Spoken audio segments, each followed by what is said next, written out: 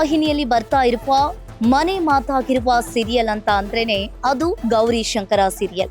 ಇವತ್ತು ನಮ್ ಜೊತೆ ಇದ್ದಾರೆ ಗೌರಿ ಶಂಕರ ಸೀರಿಯಲ್ ನಾಯಕಿ ದಿವ್ಯಾ ಅವರು. ಬನ್ನಿ ಹಾಗಾದ್ರೆ ಅವರನ್ನೇ ನಾನು ಮಾತನಾಡಿಸ್ತಾ ಹೋಗ್ತೀನಿ. Hi ma'am. ಹಾಯ್, ಹೇಗಿದ್ದೀರಾ? ಚೆನ್ನಾಗಿದ್ದೀನಿ. ನೀವು ಚೆನ್ನಾಗಿದ್ದೀರಾ? ನಾನು ಚೆನ್ನಾಗಿದ್ದೀನಿ. ಹೇಗ್ ನಡೀತಾ ಇದೆ ಲೈಫ್? ಸೂಪರ್ ಆಗಿ ಹೋಗ್ತಾ ಇದೆ. ಸೀರಿಯಲ್ ಹೇಗ್ ನಡೀತಾ ಇದೆ? ಸೀರಿಯಲ್ ತುಂಬಾ ಚೆನ್ನಾಗಿ ನಡೀತಾ ಇದೆ. ಇವಾಗ ಸ್ವಲ್ಪ ಟ್ವಿಸ್ಟ್ ಅಂಡ್ ಟರ್ನ್ಸ್ ಜಾಸ್ತಿ ಇದೆ. ಒಂಥರ ಅಧ್ಯಾಯ 3 ತರಾನೇ ಬರ್ತಾ ಇದೆ. ಇಷ್ಟ ದಿನ ನೋಡಿದ್ದಕ್ಕೂ ಇನ್ಮೇಲೆ ಬರೋ ಎಪಿಸೋಡ್ಸ್ ಎಲ್ಲ ಒಂದ್ ಸ್ವಲ್ಪ ಥ್ರಿಲ್ಲಿಂಗ್ ಆಗಿದೆ. ಎಸ್, ಗೌರಿ ಶಂಕರ ಸೀರಿಯಲ್ ಈಗಾಗಲೇ ಸುವರ್ಣ ಟಿವಿಯಲ್ಲಿಯೂ ಕೂಡ ಬರ್ತಾ ಇರುವಂತದ್ದು, ಮತ್ತೆ ಸಿಕ್ಕಾಪಟ್ಟೆ ಮನೆ ಮಾತಾಗಿದೆ. ಹೊರಗಡೆ ಕೂಡ ನಿಮ್ಮ ಯಾವ ತರ ರೆಸ್ಪಾನ್ಸ್ ಮಾಡ್ತಾರೆ ಜನರು ಅದ್ರ ಬಗ್ಗೆ? ಹೊರಗಡೆ ಅಂತೂ ರೆಸ್ಪಾನ್ಸ್ ಸಿಕ್ಕಾಬಟ್ಟೆ ಅಲ್ಟಿಮೇಟ್ ಆಗಿದೆ. ಅಂದ್ರೆ ಎವ್ರಿ ಡೇ ಅದು ಒಂದ್ ಸ್ವಲ್ಪ ಜನಕ್ಕೆ ಸಿಕ್ಕಾಪಟ್ಟೆ ಕನೆಕ್ಟ್ ಆಗ್ತಾ ಇದೆ. ಇವತ್ತು ಒಂದಷ್ಟು ಜನ ಇರ್ತಾರೆ, ನಾಳೆ ಇನ್ನೂ ಒಂದಷ್ಟು ಜನ ಫ್ಯಾನ್ಸ್ ಆಗ್ತಾರೆ. ಸೊ ಅದೊಂಥರ ಖುಷಿ ಇದೆ. ಅಂದ್ರೆ ನಾವು ಮಾಡ್ತಿರೋ ಕೆಲ್ಸಕ್ಕೆ ಏನೋ ಒಂದು ಅಪ್ರಿಶಿಯೇಷನ್ ಸಿಗ್ತಾ ಇದೆ, ಒಂದು ಫ್ಯಾನ್ ಫಾಲೋಯಿಂಗ್ ಆಗ್ತಾ ಇದೆ ಅಂದ್ರೆ ಸೊ ಖುಷಿ ಇದೆ. ಮಾಡೋ ಕೆಲ್ಸಕ್ಕೆ ಒಂಥರ ಸ್ಯಾಟಿಸ್ಫ್ಯಾಕ್ಷನ್ ಅಂತಾರಲ್ಲ ಹಂಗೆ. ಓಕೆ, ಆಕ್ಚುಲಿ ನೀವು ಸೀರಿಯಲ್ ಬಂದ ಮಾಂಗಲ್ಯಂ ತಂತು ನಾನೇನ ಆ ಸೀರಿಯಲ್ ಇಂದ ಆಲ್ಮೋಸ್ಟ್ ಜನರ ಮನವನ್ನ ಗೆದ್ದಿದ್ರಿ. ಇವಾಗ ಮತ್ತೆ ಸ್ವಲ್ಪ ಗ್ಯಾಪ್ ತಗೊಂಡು ಗೌರಿ ಶಂಕರ ಸೀರಿಯಲ್ ಕೂಡ, ಅದಕ್ಕೂ ಇದಕ್ಕೂ ಯಾವ ರೀತಿಯಾಗಿ ರೆಸ್ಪಾನ್ಸ್ ಜಾಸ್ತಿ, ಯಾವ ರೀತಿಯಾಗಿ ರೆಸ್ಪಾನ್ಸ್ ಬರ್ತಾ ಇರುವಂತದ್ದು? ನನ್ನ ಫಸ್ಟ್ ಸೀರಿಯಲ್ಲು ಸಿಕ್ಕಾಪಟ್ಟೆ ಕೂಡ ಫೇಮಸ್ ಕೂಡ ಫೇಮಸ್ ಹೌದು. ಅಂಡ್ ಇವಾಗ್ಲೂ ಎಷ್ಟೊಂದ್ ಕಡೆ ಶ್ರಾವಣಿ ಅವರೇ ನಿಮ್ ಸೀರಿಯಲ್ ತುಂಬಾ ಚೆನ್ನಾಗಿ ಬರ್ತಿತ್ತು, ಮಾಂಗಲ್ಯಂ ತಂತು ನಾನೇನ ಅಂತ ಹೇಳ್ತಿದ್ರು. ಇವಾಗ ಏನಾಗ್ಬಿಟ್ಟಿದೆ ಅಂದ್ರೆ ನನಗೆ ಆಸ್ ಅನ್ ಆರ್ಟಿಸ್ಟ್ ನಾವು ಇವಾಗ ಏನೋ ಒಂದ್ ಕ್ಯಾರೆಕ್ಟರ್ ಮಾಡ್ತೀವಿ, ಅದರಿಂದ ನೆಕ್ಸ್ಟ್ ಇನ್ನೊಂದೇನೋ ಕ್ಯಾರೆಕ್ಟರ್ ಮಾಡ್ತೀವಿ ಅಂದಾಗ ನಮ್ಗೆ ಮುಂಚೆ ಸೀರಿಯಲ್ ಕ್ಯಾರೆಕ್ಟರ್ ಇಂದ ಗುರ್ತಿಸಿದ್ರೆ ಅದು ಅಂದ್ರೆ ಇವಾಗ ಏನ್ ಮಾಡ್ತಿದೀವಿ ನಾವು ಅನ್ನೋದು ಒಂದ್ ಕ್ವಶನ್ ಬಂದ್ಬಿಡತ್ತೆ. ಬಟ್ ಗೌರಿ ಶಂಕರ ಹೋಗ್ತಾ ಹೋಗ್ತಾ ಹೆಂಗಾಗ್ಬಿಟ್ಟಿದೆ ಅಂದ್ರೆ ಒಂಥರ ಶ್ರಾವಣಿ ಅನ್ನೋದು ಮರ್ತೇ ಬಿಟ್ಟಿದ್ದಾರೆ ಎಲ್ರು. ಗೌರಿ ಅಮ್ಮಿಯವರೇ ಅಂತೆಲ್ಲ ಮಾತಾಡಿಸ್ತಾರೆ. ಸೊ ಖುಷಿ ಆಗುತ್ತೆ. ಅದು ಅಂದ್ರೆ ಕಂಪ್ಯಾರಿಟಿವ್ ನಾನು ಕಂಪ್ಯಾರಿಸನ್ ಏನು ಮಾಡಕ್ ಹೋಗಲ್ಲ.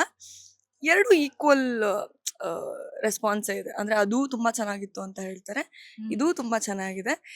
ಅಂದ್ರೆ ಏನ್ ಹೇಳ್ತಾರೆ, ಅವಾಗ ಸ್ವಲ್ಪ ಆಕ್ಟಿಂಗ್ ಅದು ಇದು ಸ್ವಲ್ಪ ನನಗೆ ಎಷ್ಟು ಗೊತ್ತಿತ್ತು ಅಷ್ಟು ಮಾಡ್ತಾ ಇದ್ದೆ. ಇವಾಗ ಸ್ವಲ್ಪ ತಿಳ್ಕೊಂಡು ಅಲ್ಲಿ ಇಲ್ಲಿ ನೋಡಿ ಮಾಡಿ ಹೌದಲ್ವಾ ಇದು ಹಿಂಗ್ ಮಾಡ್ಬೋದಲ್ವಾ, ಅವಾಗಾದ್ರೆ ಇನ್ನು ನ್ಯೂ ಕಮರ್ ಅಲ್ಲ. ಸೊ ಈ ಒಂದ್ ಎಕ್ಸ್ಪ್ರೆಷನ್ ಕೊಡ್ಬೇಕು ಅಂದ್ರೆ ಒಂದೇ ಕೊಡ್ತಿದ್ದೆ ಆತರ. ಇವಾಗ ಕೇಳಿದ್ರೆ ನನ್ಗೆ ಅಳು ಅಂದ್ರೆ ಒಂದ್ 10 ತರ ಅಳ್ಬೋದು.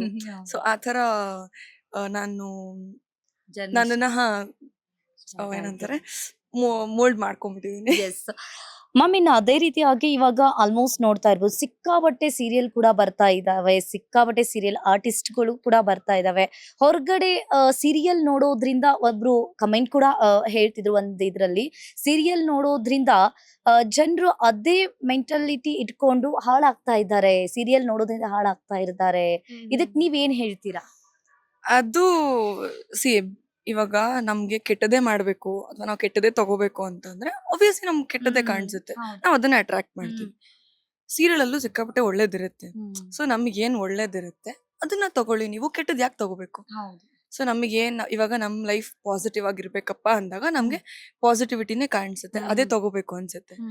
ಇವಾಗ ನಾವ್ ಸೀರಿಯಲ್ ಅಲ್ಲಿ ಈ ತರ ಮಾಡಬಾರ್ದು ಅನ್ನೋಕ್ಕೂ ನಾವು ಸೀನ್ಸ್ ಮಾಡ್ಬೇಕಾಗುತ್ತೆ.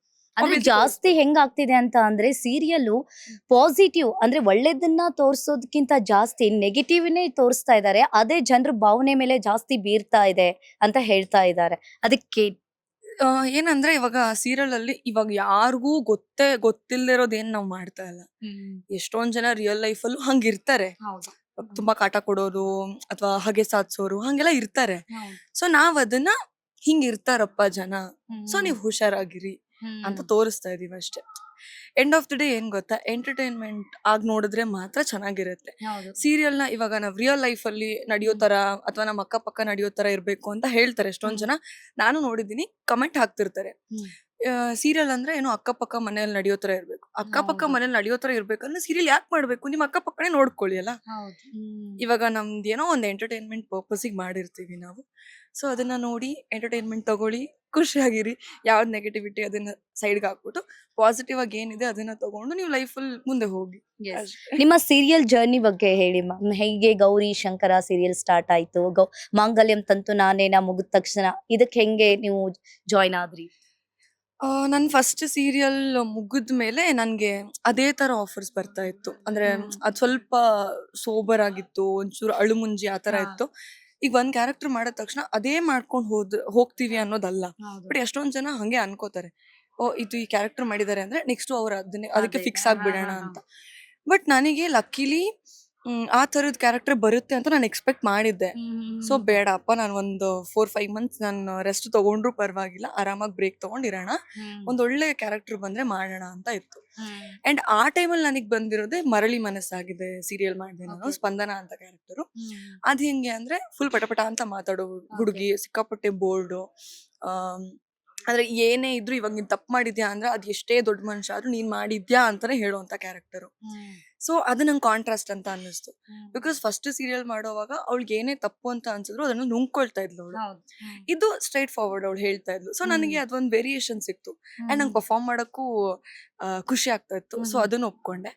ಅದಾದ್ಮೇಲೆ ಏನಾಯ್ತು, ಸ್ಟ್ರೇಟ್ ಫಾರ್ವರ್ಡ್ ಕ್ಯಾರೆಕ್ಟರ್ಸ್ ಬರಕ್ ಸ್ಟಾರ್ಟ್ ಆಯ್ತು ಮತ್ತೆ. ನಾನು ಅದನ್ನ ನನಗ್ ಬೇಡ, ನನ್ಗೆ ಎಕ್ಸ್ಪೆರಿಮೆಂಟ್ ಮಾಡ್ಬೇಕಿತ್ತು ಪ್ರತಿಯೊಂದ್ ಕ್ಯಾರೆಕ್ಟರುನು. ಈಗ ಮಾಡಿದ್ರೆ ಏನ್ ಚೆನ್ನಾಗಿರುತ್ತೆ. ನಂಗೂ ಆಸ್ ಅನ್ ಆರ್ಟಿಸ್ಟ್ ನಮಗೂ ಹೋಮ್ ವರ್ಕ್ ಬೇಕಾಗುತ್ತೆ.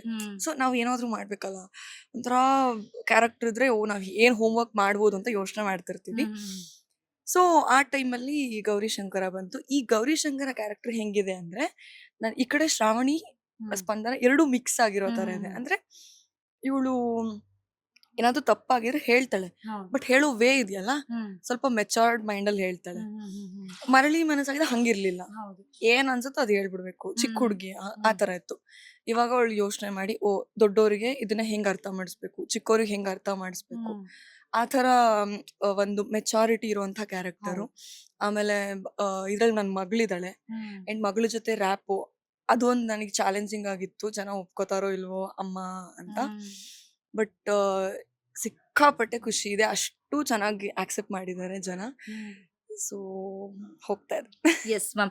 ಇನ್ನು ಕೆಲವೊಂದಿಷ್ಟು ಜನ ಸೀರಿಯಲ್ ನೋಡ್ತಾರೆ, ಇನ್ನು ಕೆಲವೊಂದಿಷ್ಟು ಜನ ಸೀರಿಯಲ್ ಆರ್ಟಿಸ್ಟ್, ಅದರಲ್ಲೂ ಕೂಡ ನಾಯಕ ಆಗಿರ್ಲಿ ನಾಯಕಿ ಆಗಿರ್ಲಿ, ಅವರ ಡ್ರೆಸ್ ಬಗ್ಗೆ, ಅವರ ಬ್ಯೂಟಿ ಬಗ್ಗೆ ಆಗಿರ್ಲಿ, ಅವರ ಡ್ರೆಸ್ ಬಗ್ಗೆ ಆಗಿರ್ಲಿ, ತುಂಬಾ ಜನ ಹೇಳ್ತಿರ್ತಾರೆ, ಅಯ್ಯೋ ಈ ಸೀರಿಯಲ್ ನಟಿ ಸಖತ್ತಾಗಿದಾರಲ್ಲ, ಅವ್ರ ಸ್ಕಿನ್ನಿಗೆ ಏನ್ ಹಚ್ಕೋತಾರೆ, ಆಮೇಲೆ ಅವ್ರ ಡ್ರೆಸ್ಸಿಂಗ್ ಎಲ್ಲಿ ತಗೊಳ್ತಾರೆ, ಆ ತರ ನಿಮ್ಮ ದಿನಚರಿ ಯಾವ ತರ ಇರುತ್ತೆ, ನಿಮ್ಮ ಸ್ಕಿನ್ ರೂಟೀನ್ ಯಾವ ತರ ಮೇಂಟೈನ್ ಮಾಡ್ತೀರಾ, ಏನ್ ಅಪ್ಲೈ ಸ್ಕಿನ್ ಮಾಡ್ಕೊಳ್ತೀರಾ? ರೊಟೀನ್ ಅಂತ ನಿಜವಾಗ್ಲೂ ನಾನು ಏನು ಮೇಂಟೈನ್ ಮಾಡಲ್ಲ. ಎಲ್ಲರೂ ಮಾಡೋ ತರಾನೇ ಸೀರಮು, ಮಾಯಿಶ್ಚರೈಸರ್, ಸನ್ಸ್ಕ್ರೀನು ಹಾಕ್ತೀನಿ. ಏನ್ ಮೇಕ್ ಟಿಪ್ಸ್ ಕೊಡ್ತೀರಾ ಈಗಿನ ಜನರೇಷನ್ ಅವ್ರಿಗೆ? ಟಿಪ್ಸ್ ಏನ್ ಗೊತ್ತಾ, ಒಬ್ಬೊಬ್ರಿಗೆ ಒಂದೊಂದು ವರ್ಕ್ ಆಗುತ್ತೆ.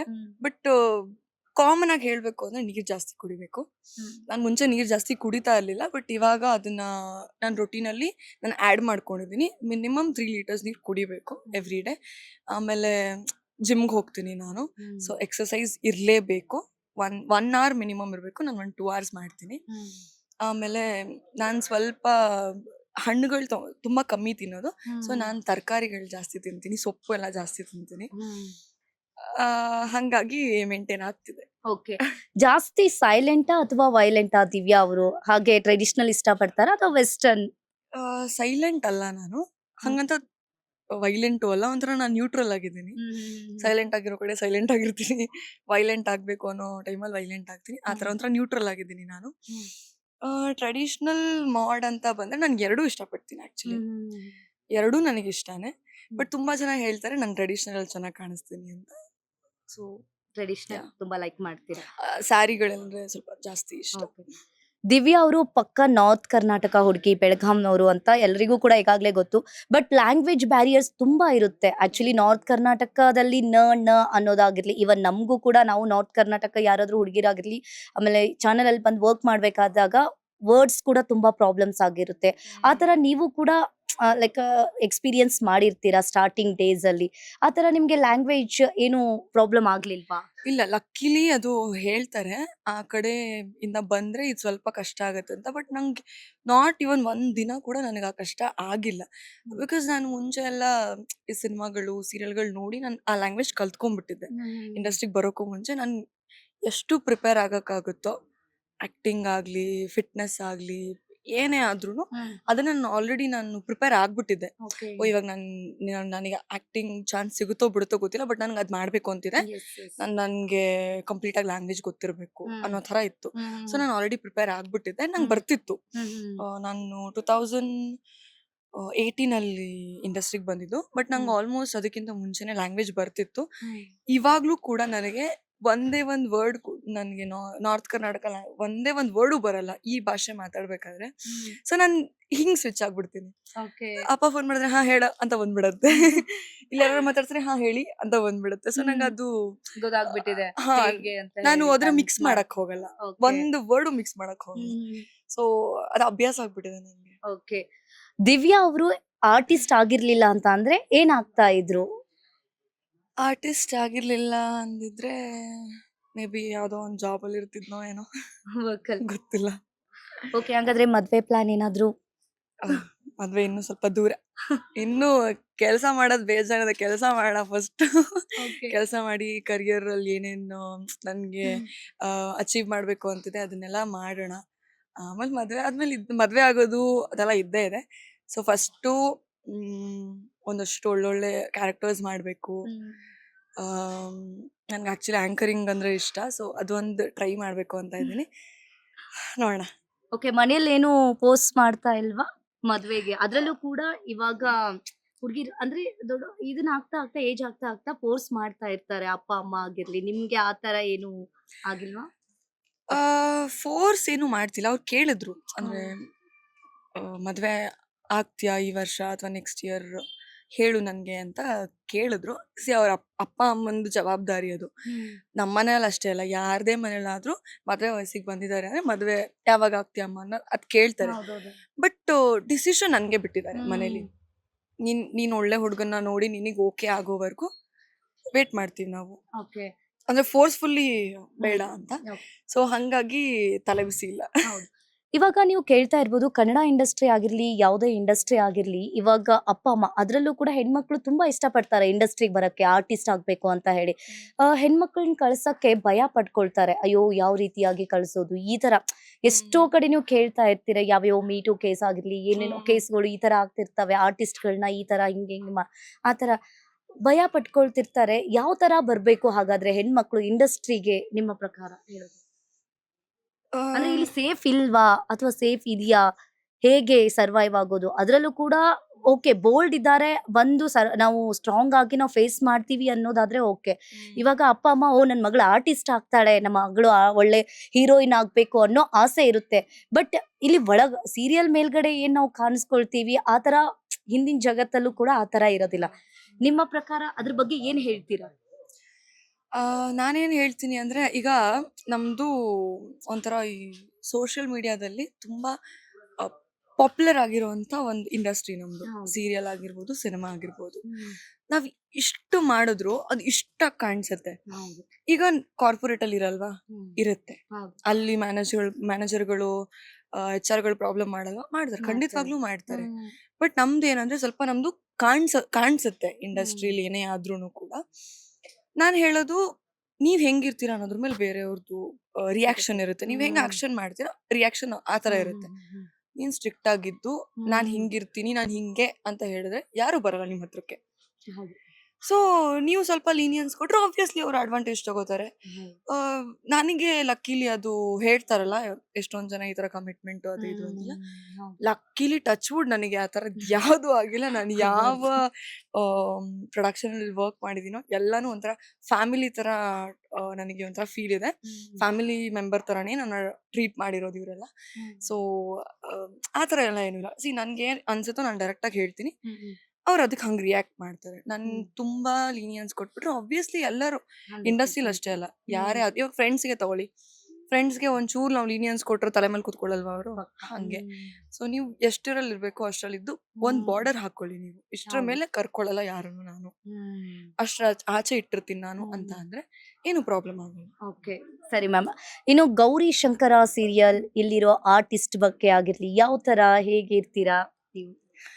ಆಕ್ಚುಲಿ ಹೇಳ್ಬೇಕು ಅಂದ್ರೆ ಗೌರಿ ಶಂಕರ ಆರ್ಟಿಸ್ಟ್ಗಳು ತುಂಬಾ ಅಂದ್ರೆ ತುಂಬಾ ಫ್ರೆಂಡ್ಲಿ ಆಗಿರ್ತೀವಿ ನಾವು. ಒಂಥರ ಫ್ಯಾಮಿಲಿ ತರ ಇರ್ತೀವಿ. ಬಿಕಾಸ್ ತುಂಬಾ ಟೈಮ್ ನಾವ್ ಇಲ್ಲೇ ಸ್ಪೆಂಡ್ ಮಾಡೋದ್ರಿಂದ ನಮ್ಗೆ ಫ್ಯಾಮಿಲಿ ಮೆಂಬರ್ಗಳಿಗಿಂತನೂ ಜಾಸ್ತಿ ನಾವ್ ಇವ್ರ ಜೊತೆ ಕನೆಕ್ಟ್ ಆಗಿರ್ತೀವಿ.